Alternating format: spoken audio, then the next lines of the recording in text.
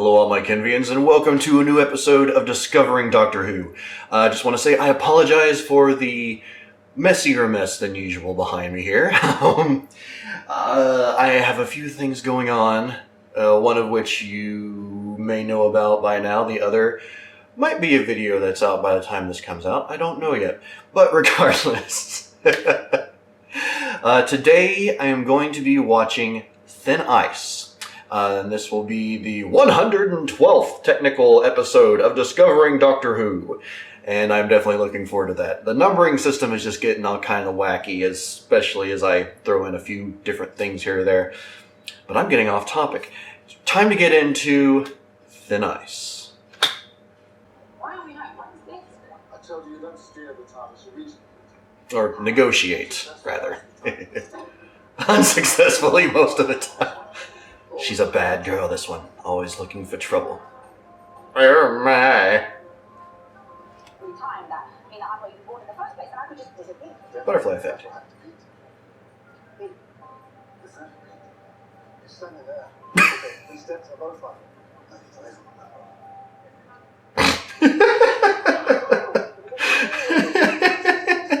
So sweet.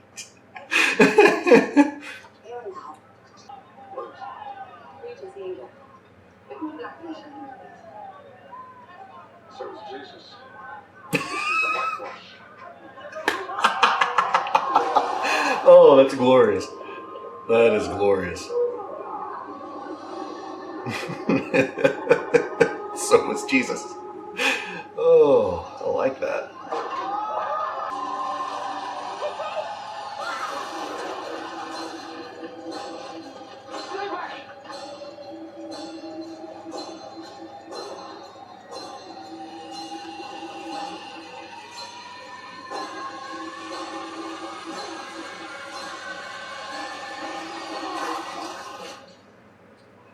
Okay, so that's how it works.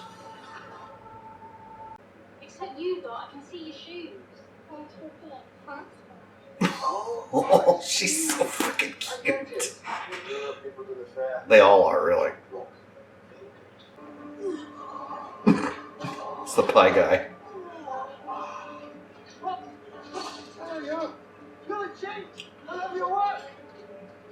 Oh no, he was using. Oh, gross. He was using those things as the fish.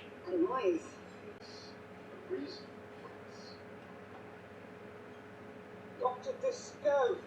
Dr. Disco. Obviously, one aspires to membership, but to actually be considered for. Who let this creature in here? On your feet, girl! In the presence of your betters. Yes!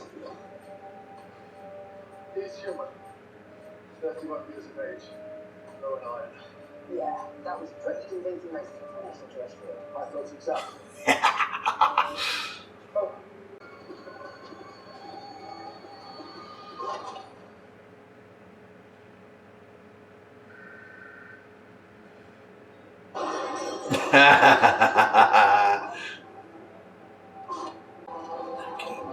Let him get eaten.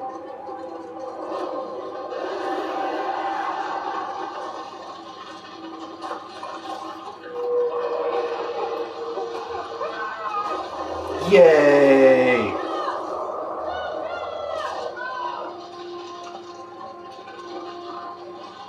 Well, he probably drowned / froze to death, but I'd like to think in my own head that he got eaten by the monster.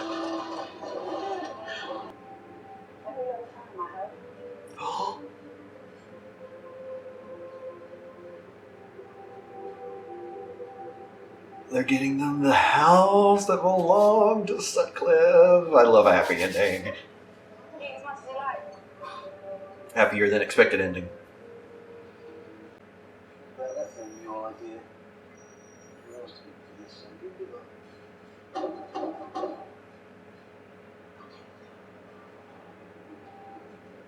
What's that about? No one's going to open the door just because you're knocking. Cocky now, aren't you? Why? You think you know? What's he told you? because, yeah, you may have a little friend now, and yeah, he may be a little bit distracted, but I tell you something, I'm still here. And as long as I'm still here, you are going nowhere.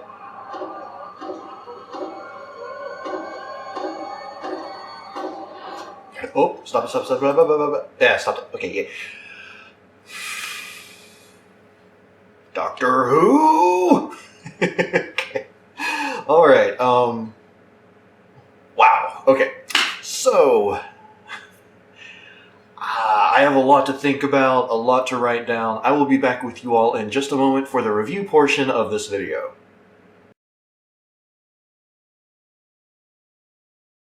Welcome back to the review portion of the videos, my Kenvians, and let's get right into it with my favorite parts about Thin Ice. Let's just start it off with the fact that it takes place in what is known as the last great frost fair, or at least that's what the Doctor refers to it as.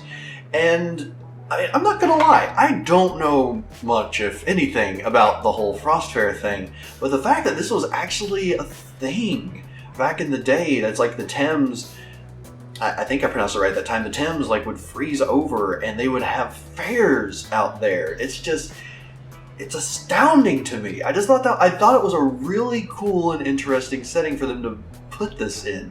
So yeah, that's definitely one of my big favorites. My second favorite of this episode was Pete. If you don't remember Pete, well, it's because of the butterfly effect. Yeah, I love the fact that the concept of the butterfly effect was brought up by Bill, and then the Doctor just messes with her by referring to this Pete character. I just absolutely love that. So you might say that Pete was my favorite character. Anyway, moving on. My next favorite part about this episode, speaking of moving on, it's the discussion of the Doctor moves on. It's an aspect of the Doctor's personality that we get to see a lot, and it's been explained in many different ways, but the way it's put in this particular episode, the fact that the Doctor, things happen, he loses people or he kills people at times, and then he moves on. Because if he doesn't move on, then more people die. And it's just, I found it to be, I love that aspect of it. I just absolutely love that entire segment, and it really works well. And best of all, it incorporated one of the things that bothered me about the previous episode, where like Bill's feelings were just kind of brushed over. But this time, Bill's feelings is like, it was her first time seeing someone die. Yeah, she had been around people that were dead, but her first time seeing someone die. And they worked through that. They actually worked through it instead of just, oh, well, this happened. So the fact that they incorporated it in that way, I just absolutely love that. But okay, moving on to my next favorite part of this episode. The Doctor being down with the kids. And Billy even said her hair was cringing. And I feel like, other than the fact that it's just funny, I love that part so much because it feels like how I am sometimes. And Jill, my wife, completely calls me out on it. Like, I don't know if you've ever... I know this is from a show, but I've basically only seen it in GIF form. It's Steve Buscemi. He's dressed up like a high school kid, and he has a skateboard with him. He says, "Greetings, fellow kids," and that's, yeah. So yeah, that's why I love that part. But moving on to my next favorite part, the underwater adventures. Well, that's how I refer to it anyway. But when the Doctor and Bill got into those scuba outfits, and they were at first just kind of looking around on the ice, but then they go under, and it was very interesting that we actually got to see this this creature up close, but at the same time very cloudy. It's not until really the end that we get kind of a clear shot of it, and unfortunately that clear shot of it, the graphics aren't so great, but underwater with the muddy water, it's like the cloudiness of it all, it really worked. And then we get to also see the lights. We didn't really get to see the anglerfish or whatever they are themselves up until they were above water. But just everything underwater there, I really like that element. I thought it was really well done. But moving on from there, my next favorite part, and probably my absolute most favorite part of this entire episode, is when the Doctor punches that jerk. I was going to call him Ratcliffe, I don't know why, but Sutcliffe right in the face. And that was, I don't remember the last time a villain from this show just so quickly made me hate them. Other than the fact, they're an evil person. Oh, okay, well, maybe Hitler. But that being aside, just you hate Hitler anyway, or you should. But this character is just he comes in, he's very happy, he's clearly full of himself. Then all of a sudden he gets all racist on us. Screw you, dude. So yeah, the fact that the Doctor just BAM! Right in the face. Absolutely loved that part. So glorious. My next favorite part about this episode was the concept that after saving the creature, after releasing the creature and it left and the ice thawed, Bill brings up the idea that what if we just doomed Greenland? It's a simple concept. I know it's a silly concept, but I really like the idea that if you've ever seen Mighty Ducks 2, there's this thing. It's something one of the characters says. It's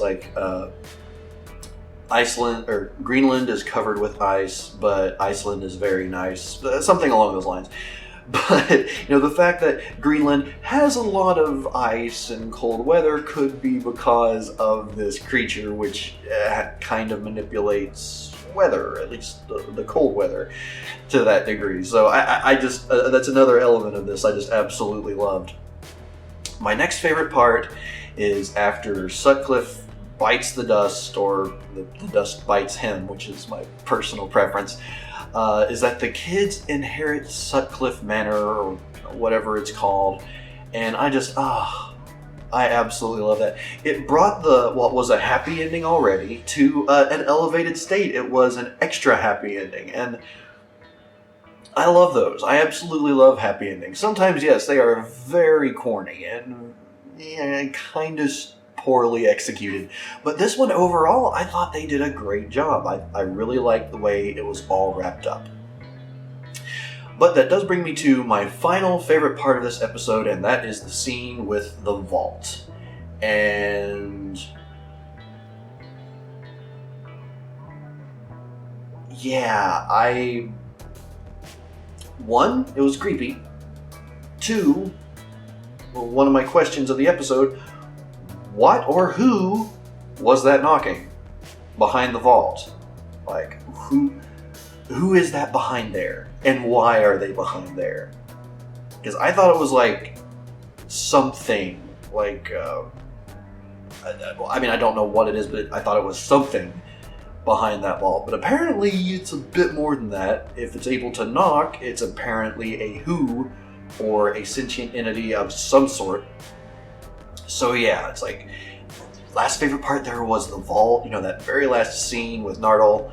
And then also it raises that question, one of my questions of the episode, which was, who is that knocking? Who/what is knocking? But okay, those are all my favorites. I do have one annoyance with this episode. That may or may not surprise you. But at least from my perspective, my first annoyance is that I feel like the taking of people, or when the fish took people underground, the way it was done was really inconsistent. Or it was at least inconsistent in a few instances. The first time we kind of see it, it's clouded up and the person gets taken down, or the drunk guy gets taken down, and then all we see is this spinning foot, or this, not foot, but spinning shoe.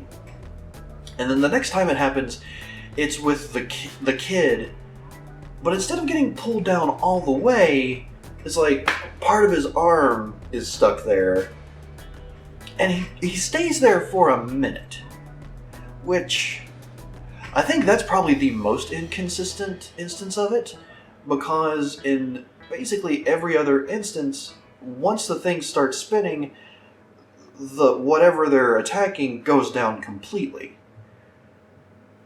But in this case, it's like, the kid's arm was still above water, which it really only needed to happen for the plot so the Doctor could get his screwdriver back. Of course, that could have happened, I suppose, when they went underwater and he found it, which actually would have worked a lot better. But yeah, it's just, now that I think about it, I guess it really is only that one inconsistency. Unless you include how quickly the ice kind of forms back, because it seems like there's certain times, especially the first one, where the ice returning is basically instantaneous. It's like the person gets pulled down, the ice is back. But then when the Doctor and Bill are out on the river, or on Thames, and Bill gets pulled under, there's enough time for the Doctor to get a running start in this very heavy scuba diving outfit and be able to jump into the ice, or he jumps into it before it completely solidifies or gets thick enough, but it was still rather slow. So there was just a lot of aspects of that felt inconsistent to me, and it admittedly did just bother me a little bit in that regard.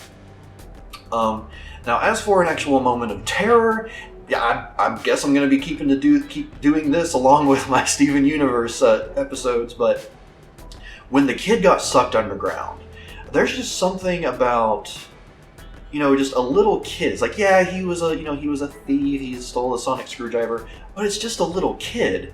And it's like, you just see this arm sticking out, and, at the time, I thought they were like piranhas or something like that, but regardless, they still, take them down to get eaten by the big creature. But there was just something just horrifying about that scene. I don't know whether I showed it visibly, but that was heck of a moment of terror. And I guess you could also say when the first time the knocking on the vault happens, that was what's gonna happen next? But moving on from there, so again, those are all of my favorites, my annoyances, and a moment of terror. I would like to hear any that you all might have, and also I'd love to hear your thoughts on what I had to say, whether you think maybe some of what I said was stupid, you agree, otherwise, let's have fun with it. But moving on from there, now I already mentioned one of my questions of the episode, which was, who is that knocking? Or what is that knocking on the vault door? Now, my other question of the episode, and this is one that I would like to hear, unless there is, for some reason, some sort of plot relevance to the series, but what was the story that the Doctor was telling the kids? It's like, it seemed like one of those old fables that apparently, gets a bit gruesome because it mentioned something about, like, cutting fingers or something like that. But what was that story the Doctor was telling? It seems like one that is pre-existing and not just something that they made up for this episode. Because if they did just make it up for this episode, well, that's a heck of an obscure thing to make up out of nowhere. So, yep, that's my other question of this episode. Now, as for a track of the episode, there were some really good ones in this. As with any episode, really, or most episodes of Doctor Who. But the time where I feel the music was the absolute best in this episode was when, I call it Bill's decision. And that's basically when the Doctor is telling her that to give him an order. It's like, she chooses whether or not they save the creature or they leave it alone and they find some way to get rid of Sutcliffe. It's like the decision is down to her. So it's like the music that was playing there, it was just so perfect. It was so very nice. And I know I say a lot, it's like, it just felt so right, it felt so appropriate, but it's true. It's just, in this instance, that track just worked perfectly. So if you have any of your, or rather any other tracks for this episode that you preferred, please do let me know what they are. And even if there is an actual name for the track I mentioned there, then let me know what it is too. Alright, so moving on from there, I do have a quote of the episode, and like the tracks, there were a lot of good lines in here. There were a lot of good lines in this episode. The one that just stood out to me, and it's not for any deep meaning or anything like that, it's for a silly meaning. But it's from the Doctor when him and Bill are watching the couple of guys wrestling. And the Doctor says, it's not really wrestling unless it's in zero gravity. With tentacles. And magic spells. There was just... It's like, when that line was said, it's silly, it's funny, it definitely catches your attention, and because my brain is weird, as soon as I hear the tentacles part, I immediately just think, that's a kind of anime that kids shouldn't watch. I know, there's something wrong with me. But that's where my mind went with it, because I'm a weird 33-year-old guy with a weird brain. I apologize. But yeah, that was my quote of the episode. Please do let me know what your favorite quotes of this episode were, because like I said, there were many more, far more meaningful quotes, and I would love to hear which of those were your all's favorites. So yeah, that was my quote of the episode. I gotta get past that. I need to move on to the theory of the episode. And my theory is this. I think that since there was historical evidence of the kids, or rather the long-lost heir of Sutcliffe being found, since that was found, but the giant creature fish wasn't, that the kids and their futures will have lasting effects on this series. They may not go, or the Doctor and Bill may not go back to that time period, or even when those kids are still alive, but I feel like there's going to be something about that house, just something about it that is going to, again, have this lasting effect, that's going to impact the rest of this series at some point, maybe even just in a minor way, but I feel like it's going to happen. If I'm right or wrong, I don't care. I want to wait until I find out. Please don't spoil that for me. Now, as for my overall thoughts on this episode, I mean, I feel like it goes without saying for most episodes in Discovering Doctor Who, but it was really good. It was one of those that I don't know what it is, but when they keep it on Earth and they go back in time, there's just this element to those stories that really, really works for me. And it's like, I really enjoy them overall. There wasn't, and they didn't really introduce much, if any, futuristic stuff. Almost everything that took place here was just your typical sci-fi fare, as far as the creatures. The true villain was not an alien in any sense. It was a really horrid human being. And, I mean, basically the most futuristic stuff that was there, other than the rocket fuel poop, was the Dr. Sonic. So yeah, it's just like they kept this one reeled back a bit as far as again, the technology goes. I really liked it overall. Like, can I just say it, put it that way without trying to justify myself? I really liked this episode, and I am very much looking forward to the next one, because the name of the episode makes me think I might get an answer, but I probably won't, in regard to my question, what or who is that knocking on the vault? And that's because the episode's name is Knock Knock. So yeah, I am very much looking forward to seeing what happens there, whether it's the vault or it's just a misleading name because the end of this episode ended with knocking. But, alright. Now, again, that was my thoughts on this episode. I would love to hear your all's thoughts on everything about it, whether you liked it, whether you hated it, whether you loved it, whether you're kind of iffy about it. And if you know, however you feel, I'd like to know why. You know, if you disagree with me and you think this episode sucks, you know, feel free to say so, but just give me, like, you know, some sort of inkling why. It's like, you know, was there a particular reason why you didn't like this episode? I would legitimately like to know. But I've talked enough. It is time to move on. I will see you all in the next episode for Knock Knock. Until then, everyone, I'm Papa Ken. Allons-y!